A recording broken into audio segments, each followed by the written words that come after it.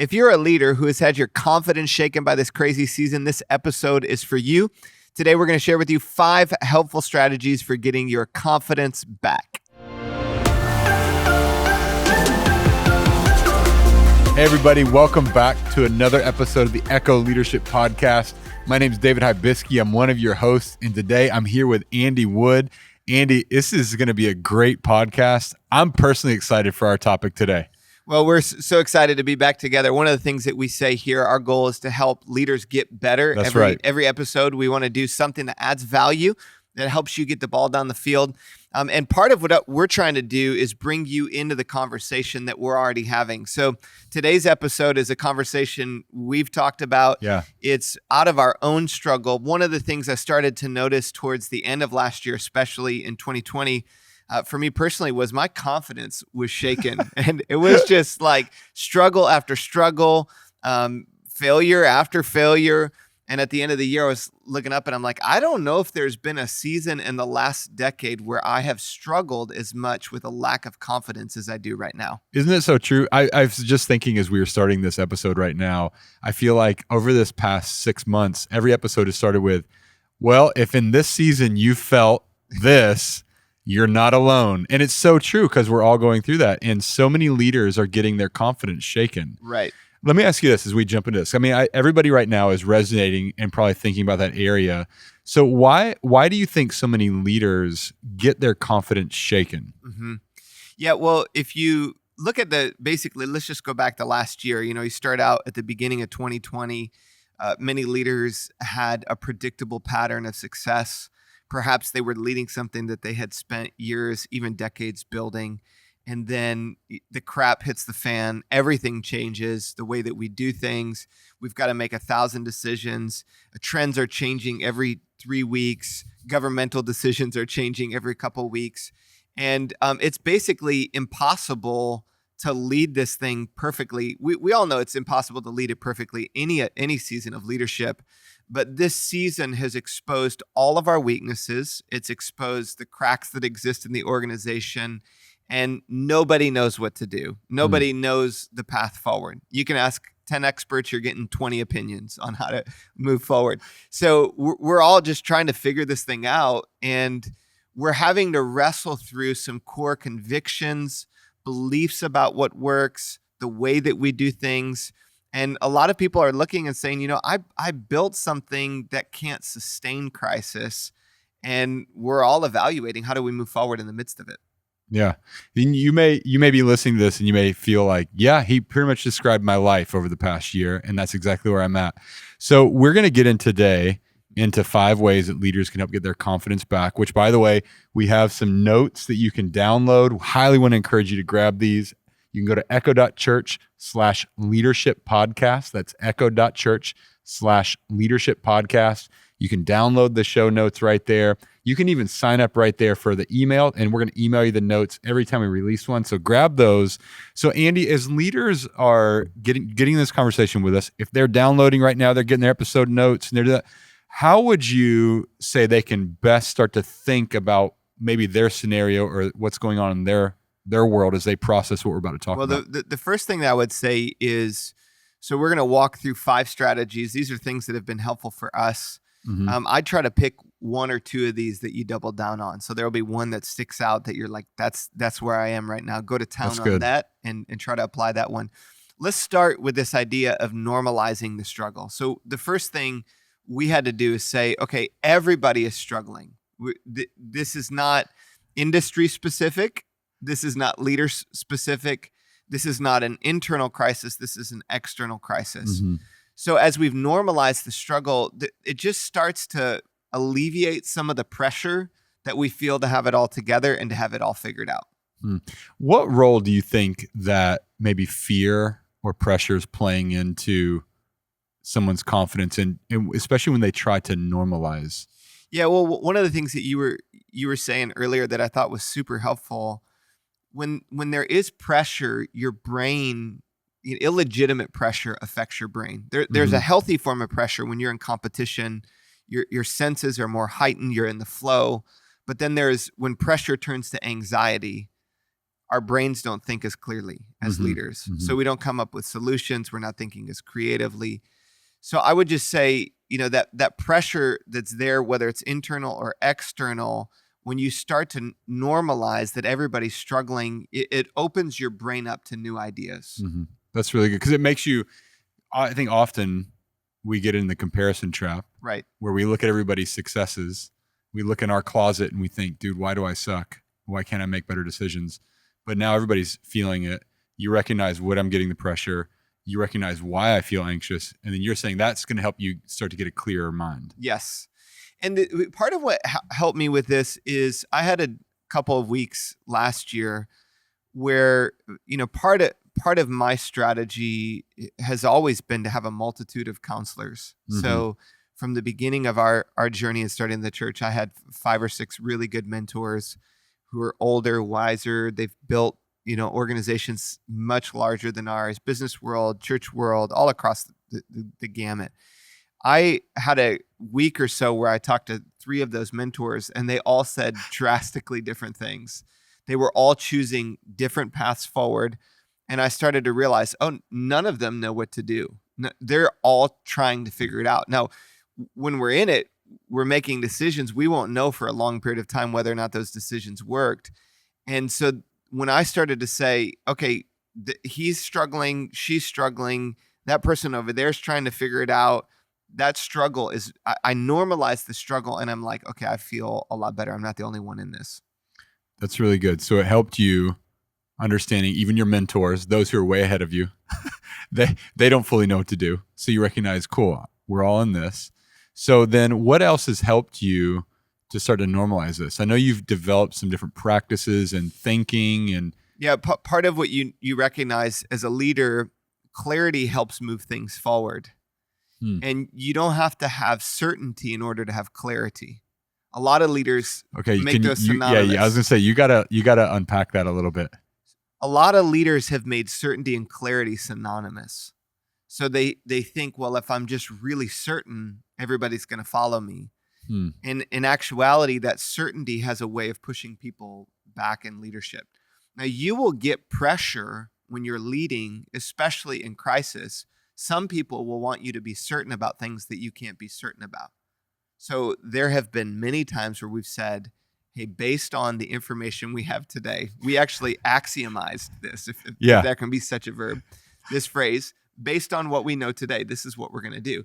And if things change, we'll reconvene, we'll make a new decision, but we're not going to be unclear with the decision that we've made. So I've gone to our team dozens of times and said, hey guys, I don't know if this is how it's gonna turn out. And actually, none of us know, and we won't know for 2 years whether or not the decision we're making right now is the right decision. But we have to make a decision, and we have to move forward. So we're going to be clear. We may not be certain, but we're going to be clear.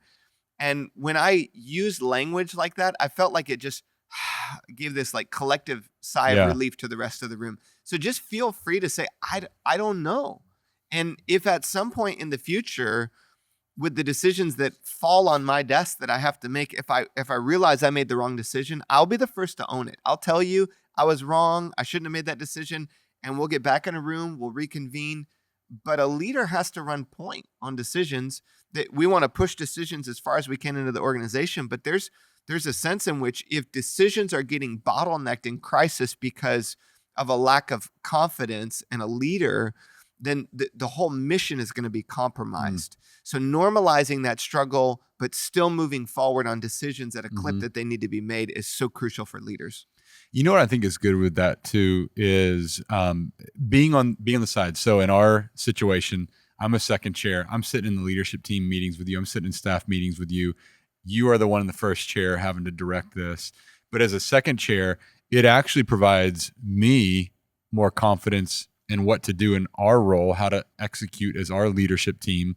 Because it's like, cool, we have a direction. Right. It could change. That's great. And then we take that back into our teams and we're fired up and we're like, all right, y'all, here's what we're going to do. Hey, this could change in 2 weeks, but man, we're not going to sit back. We're going to move. Yeah. And I think that what that confidence does is that clarity, like you're saying, it gives everyone else around you on your team's confidence. So I think leaders and first chairs really need to know that. As a second chair leader, I mean, that's that gives us the ability to go and do our roles successfully with confidence because we're taking cues from you. That's really good, So man. that's really good. Anything else you would say on normalizing the struggle that you feel like would be helpful? I would say that it does really tie into the second point about separating your identity from the thing that you lead. Because if you feel the pressure to be perfect all the time as a leader, you can't lead during crisis. You really can't lead at any point, but it's very much exposed in the midst of crisis. So leaders have to be able to separate their identity from the thing that they lead. Many of us, whether it's, pastors or church planters or people who lead large organizations, anybody who's on a stage, we love to encourage and bless and serve people. Yeah. And that very easily can turn into identity issues. And what happened was you built something, you built it on some assumptions and some principles, and all that came unraveled. And if you're not careful, you can have your identity so tied up into the thing that you lead that your insecurity is completely exposed and you're trying to rebuild what you used to have rather than moving forward as a leader into the future. Yeah. And I would imagine this would apply especially to people, if you're a business owner, so you're an entrepreneur, you started the business. I mean, it's so easy for your identity to be in that because you are a gym owner, you're a restaurant owner. Right. It's on your Instagram profile. Yeah. Like gym owner, dad, husband, and gym owner. It's like all like right there, right? It's like, so you have this all really clear who you are. And then your world just got rocked right? In the midst of that. And I think there's a lot of power in this with identity because with confidence, because earlier we were talking about how so much of our confidence is not necessarily like we have the skill set. We may have the competency, but it gets into our thinking and our emotion and the ability to regulate those. So what else would help? What's helping you separate out your identity? Yeah, I would say, coming back to that certainty and confidence, I had to extrapolate those two from one another, that my certainty is not the same as my confidence. I'm not really certain what this is going to look like in the 6 months, a year down the road from now, but that doesn't have to rob me of being able to be confident. There are certain things that I've been saying to myself that help me through this. One of those is all of this could fall apart, the thing that I lead, and I'll be fine. And it sounds really morbid to say that, but if you have your identity so closely tied to what you do rather than who you are, as a follower of Jesus, I know that I'm loved by God. I'm cared for by Him. There are things that undergird my leadership that are way more important than the organization that I lead. All of that could be taken away from me today. I'd be sad. I'd grieve it. I'd probably have some counseling that I'd have to go through, but I would rebound. My life would not be over. In the next 3 to 5 years, I'd come up with God's help and a team, new ideas, new strategies. I'd be able to move forward. So when I played out worst case scenario on this whole thing, I'm like, I'll be fine. Yeah. I'm going to be fine. You're going to be fine. We're going to make it.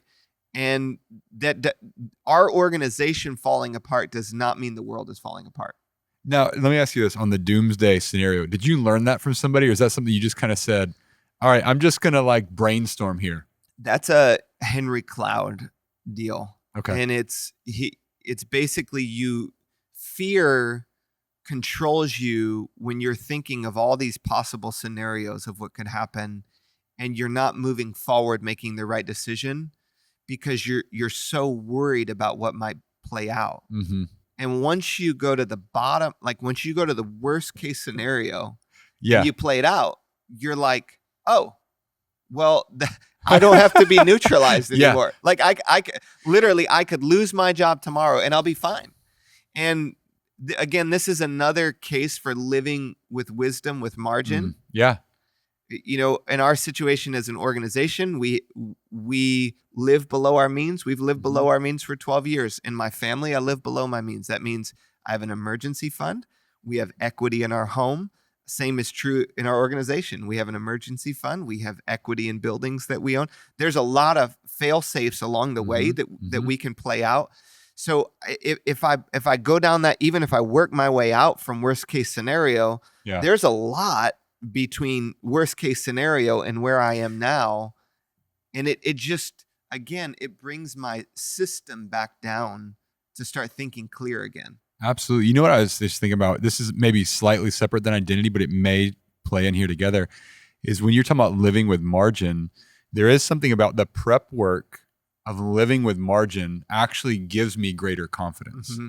So, because I'm just hearing what you said, now I'm in my worst case scenario because I did 12 years of wisdom, applied 12 years of wisdom. We have margin. Worst case scenario is not as scary. Right. Yeah. When you're living in the tyranny of the urgent and you're flying by the seat of your pants and you have no margin. Yeah. It's a lot. The worst case comes faster. So while we're on this, because I don't want to, we're going to come back here and make sure we hit our points. But there's some entrepreneur, some startup. We're Echo Leadership Collective. We're right here in the heart of the Silicon Valley. This is the leadership environment we're in. There's a lot of people who maybe just started. We've been talking about this, and they're like, I don't have margin yet. Mm-hmm. I want to. How would you encourage that leader where their confidence is shaken because they don't have the margin?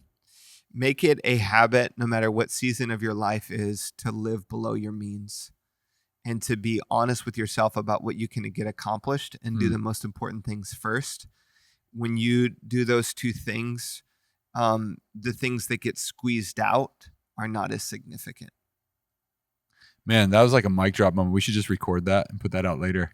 No, I think it's really good because it's almost like we should do a separate podcast on discipline and leadership because I think that's where that comes in. Yeah. You still want to live with margin even in crisis. Like you have to come back and say, there's some things that we need to cut.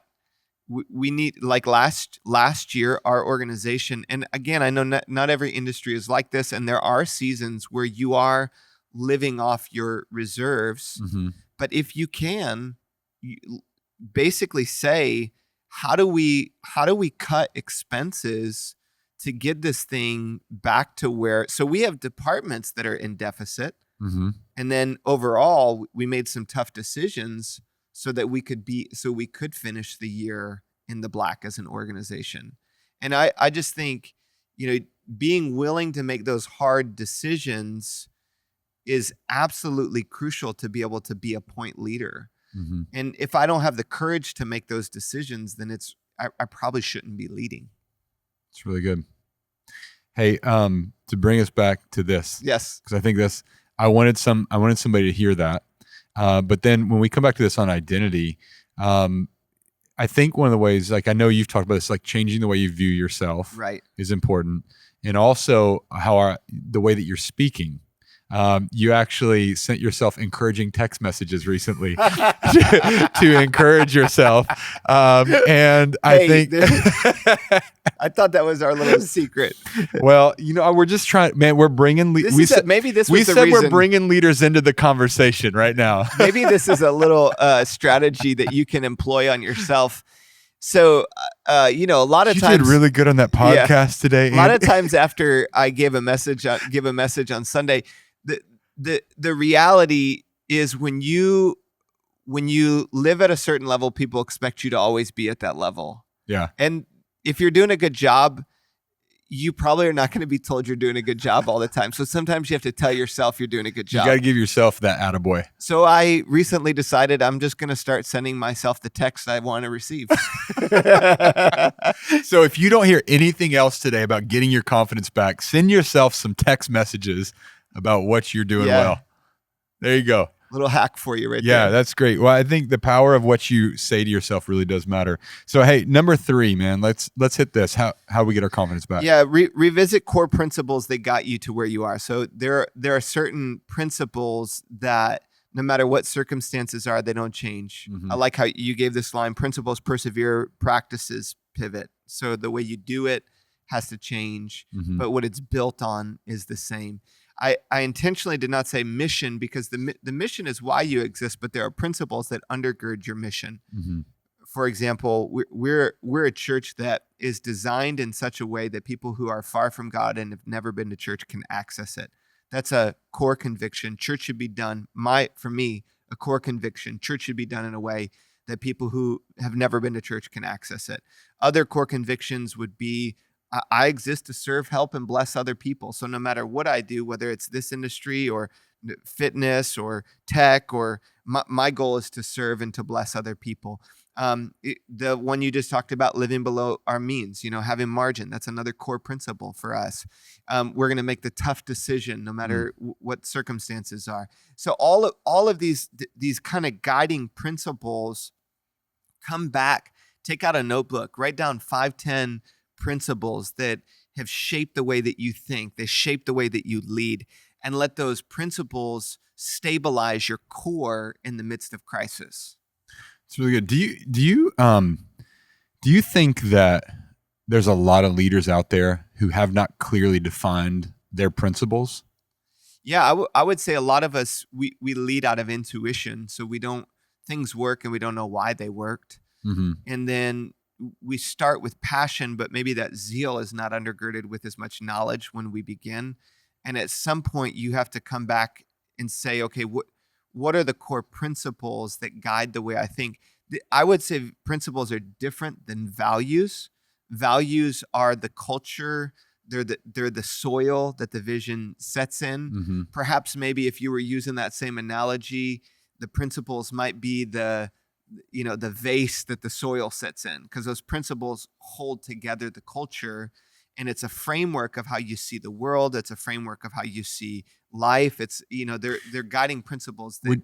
Would you say, okay, so in that case, would you say that the principles are more character based? Like you're saying, okay, I'm going to treat people with respect. Mm-hmm. Is that more of a principle? Yeah, I would say principles in a lot of ways are around how life works. They're in, how God works, how, regardless of what your religious belief, how the world works, there are principles that hold the world together, and how in every society of how things function. And so it's like gravity, for example. You drop a microphone, that microphone's going to fall. That's not a good thing or a bad thing. That's just that's in a lot of ways is a thing of how Andy Stanley says it's a thing. So it's just the way it works. And I think principles in some sense are, this is how life works. So when you write down your principles, so you've done this exercise where you specifically are writing out your list. I mean, you just went down a whole list for us. What's a guiding principle for you? It gives you confidence because you come back to, well, this is why I'm doing this, and this I'm never going to change this. I don't care what's happening, external or internal. This is how I'm going to live my life. Yeah. The practices of how I do it may change, the environment may change, but that gives you confidence because this is how I'm going to act. And your identity then, I think, coming back to that one, you could easily attach your identity to your practices if you're not careful. Yep. Yeah. Yeah. Another one of these personally has been around the subject of ownership, where from the very beginning, I'm not going to wait for somebody to tell me, jump in and deal with the problem or fix it, or you need to, I would rather own more than what is mine initially to get things moving. Leaders oftentimes, people in organizations, I shouldn't say leaders, because very rarely will you keep being elevated in leadership if you don't live by this principle, but leaders own things. If there's a problem in our home, if there's a problem in the organization, I'm going to own it. Eventually it all comes back to me if I'm the point leader. If there's a problem in your department, at your place of work, or on your team, in your organization, when you move that direction, it's much easier to move forward. But those core principles, again, back to the confidence aspect, I can stabilize myself by remembering the principles that are true even when the circumstances are different. That's really good. We were talking about earlier about the language that we have from victim to owner. So victim says, I can't, and blames on somebody else. Owner goes, I don't know how to do it yet. Yeah. I'll figure it out. Or they just say, I don't want to do it. I mean, that's at least owning it. Yeah. So that's really good. All right. Should we move on to number 4? Let's do it. All right. Number 4, man. Number 4 is get wins where you can. Yeah. So if you don't hear anything else today, just go get a win. Yeah. If you want to get confidence back, just go get a win. I have played on several different sports teams, and it fascinates me the difference between a winning team and a losing team. There's a different mentality, isn't there? Yeah. Well, I personally, this about me, I don't like to lose. And there are other people on our team who perhaps are more dirty and competitive than I am. We won't say any names on the podcast, but those who are listening who are dirty know that they are dirty. His name. We have had many staff events where we've had apology emails go around afterwards, like competitive nature. Yeah. So there's one particular staff member who is just as competitive as I am, and we just realized we do a lot better if we're just on the same team, right? Yeah, pretty much. But then you guys just both play dirty. We've talked about this podcast before. So let's go get a win. We'll save our confession for another time. But I just have noticed that there's a winning mentality on certain teams, and small wins add up to big wins. Mm-hmm. I want to structure my life even when things are out of control, that I'm still getting wins. I'll give you a few categories to think through how I think about it. 1 would be goals. 2 would be my calendar, and 3 would be celebration. Now, they don't all have C as a starting point, but on the goal side of things, I like to think about my goals in terms of buckets. So, for example, we go away at the beginning of the year. Every year we say, and for me personally, I am goal oriented, but I'll say, what if I can only accomplish 3 or 4 things? If I could only change 3 or 4 things about my life, about myself, what would those be? And then I want to work backwards. So I find 3 is a good number. Work backwards. You can do it personally and leadership. I think it's important to think about both at the same time. And I work backwards. I go year, quarter, month, down to the week, and then I structure my day that way. What are the top 3 things? This comes from Michael Hyatt, Free to Focus. It's just so simple. If I only got 3 things done today, what would those 3 things be? And then set yourself a goal to get them all done by 11 o'clock. You just kind of, and then everything else is gravy that you get done for the rest of the day. So trying to figure out what are the wins that you can get that move the vision forward. And then on my calendar, I want to, every season I do this about twice a year. And last year I did it about 5 times. And I say, what does an ideal week look like for me? What do I do? When do I do it? And I base that on core responsibilities that I have in my area of leadership. And not every week is ideal, and things move around and things shift.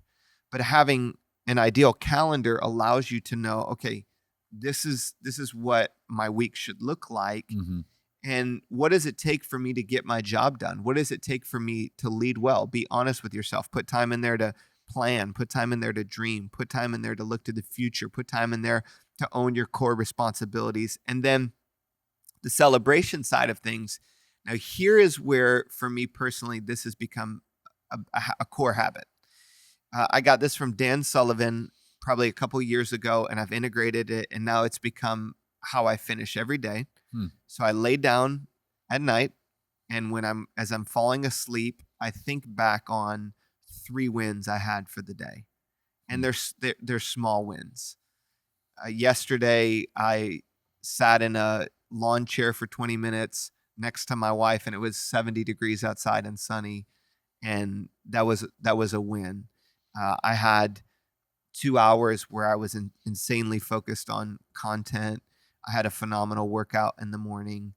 And as those were 3 things at night, I'm rehearsing in my mind my victories. Yeah. What I'm doing is I'm telling my mind, I'm telling my soul that I was victorious today. So I'm going to sleep. Instead of going to sleep in anxiety, instead of going to sleep in worry, I'm speaking, and in many ways, to my subconscious. So I'm forecasting what the next day is going to be like. Now, one of the second habits that is not every day, but it's often, is to now plan 3 victories that you're going to have. And they can be small. It could be, I'm going to get out of bed the first time the alarm clock goes off. I'm going to do these 3 things before lunch. Just small victories start to help us gain momentum again when we're struggling to have confidence. I love that, because it's like when you're trying to institute new habits, even it's the small thing. If I can just do this, man, I'm going to chalk that up as a win. Yeah. And I think a lot of leaders, you just got to get that momentum to create that confidence. Yeah. Could be brush your teeth. I know some people with a mask don't brush their teeth as much anymore. Hey, sometimes I think with COVID, people are just like, man, if I brush my teeth, if I just shave, because I'm usually wearing a mask. If I just shave, that's a win today.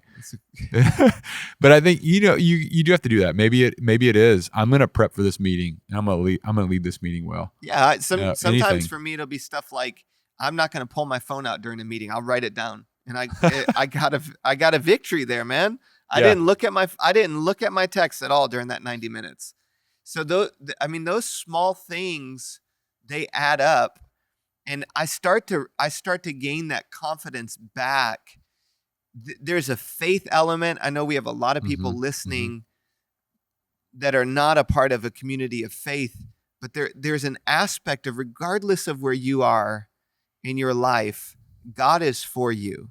He's created you. He knows you. He cares about you, and he's capable. He's certain. He knows what to do, and he's wanting to make you victorious. He's wanting to strengthen you. And there's a kind of life that we can live in the midst of great suffering, where we're doing it with God, and we're still victorious in tremendously difficult seasons of life. It's really good. It's encouraging news, man. So get wins where you can. Get your win. And then the last one is to build new capabilities.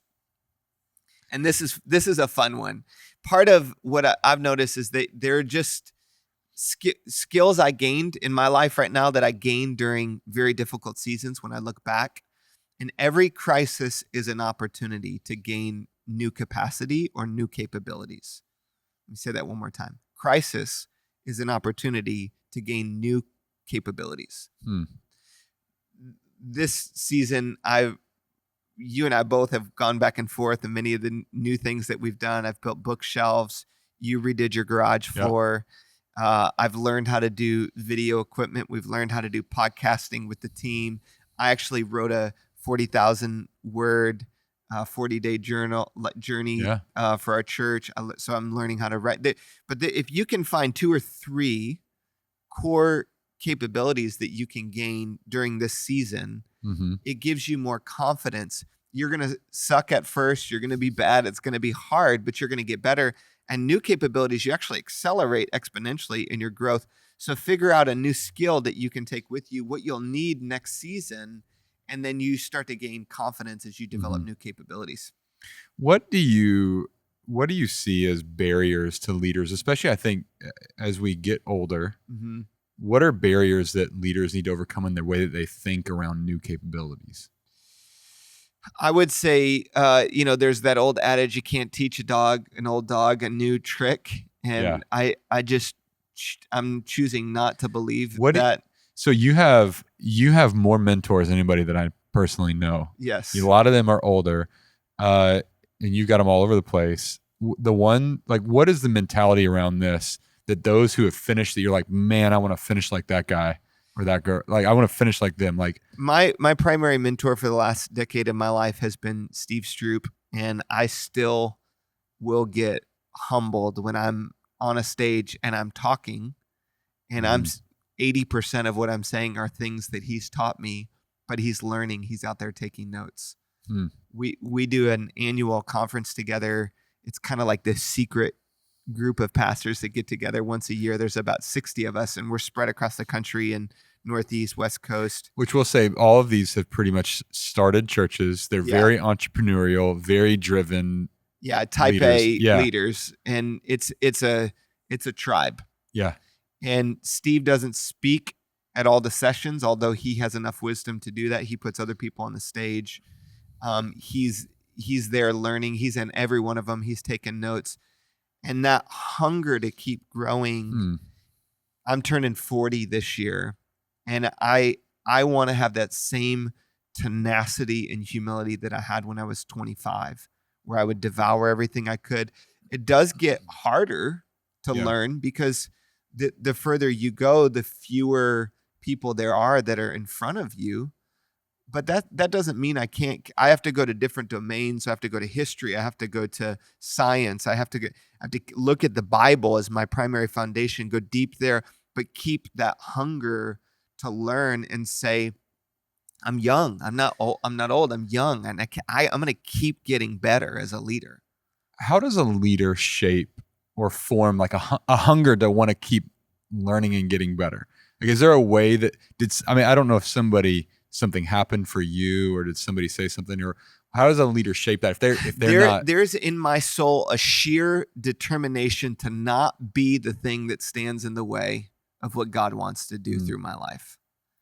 And that pushes me to keep humbling myself. And it also, this is probably a whole nother podcast, but as I'm upgrading myself, I have to be upgrading, the team has to be upgrading around me and getting better as well, and leading through other people who have capabilities I could never even imagine having. That tenacity, I think vision drives tenacity. It drives hunger. When you have a vision that's bigger than you, that stretches you, that takes your whole life to get accomplished, it just means that you have to keep growing and you have to keep getting better. You're going to fail. You're going to suck at things. You're not always going to know what to do, but you're going to read books and you're going to keep wrestling and asking questions of mentors, and you're going to acknowledge when you're wrong, and you're not going to be the smartest person in the room, and you're going to ask questions of people who are younger than you, and you're just going to keep absorbing. That tenacity, I think, so much flows from a desire for your life to count and make a difference. So good. And I think that when somebody is really trying to achieve new capabilities, read a new book, do something like that, when it gets in your mind and you're learning, it builds confidence, because it's like after you get done at the gym, you just feel like that. You feel like you got worked out. You feel a little bit tighter. You look in the mirror and you're like, oh, dang, dude, I'm looking a little bit better. And you're just feeling all of this. That's what new capabilities, new knowledge, new skills are going to do for these leaders. It's good, man. We're going to continue to get better. One real small hack, I would say, you don't even have to be a follower of Jesus to do this, is to read the Book of Proverbs. There's 31 chapters. You could take a chapter a day. And that is one way to increase your wisdom, regardless of what season you're in. Absolutely. And every chapter say, I'm going to take one proverb and apply it to my life. That one step in crisis could increase your wisdom 10x. Absolutely, which would give you confidence Yes. in that situation. Hey, listen, if you're jumping in with us today, you may be brand new to the Echo Leadership Collective. You may be a brand new leader. You may be young. You may be in retirement saying, how can I continue to get better? And wherever you're at today, we hope that this is helping you get your confidence building up and looking at your leadership influence and how you can bring that into your environment. So we'd love to have you join us each and every month. Andy, we're back here next month and every month releasing a podcast the first business day of the month. We even got some bonus podcasts that are coming out. I'm excited about an interview I did with Mark Batterson. He is the lead pastor of National Community Church in Washington, D.C. We're going to interview him about his new book called Win the Day. So you can look forward. That's going to be coming out here in a couple of weeks. Yeah, so we've got some bonus releases that are going to be coming up. And even if you are in the Bay Area and possibly even digital, we're going to be hosting an Echo Leadership Conference that's coming out in May. Last year, we were going to host it and we moved it to digital. This year, as we've said, clarity may be different than certainty. We are hosting a conference. Yes. The plan is to do it in person, and we will pivot as necessary and meet COVID guidelines. But we're going to be sending out information. You'll see that coming out in emails and information so that you can get a special discount to come join us for the Echo Leadership Conference, because you're part of the Echo Leadership Collective. Awesome. Everybody, thanks so much for joining us. We look forward to seeing you on the next episode of the Echo Leadership Podcast.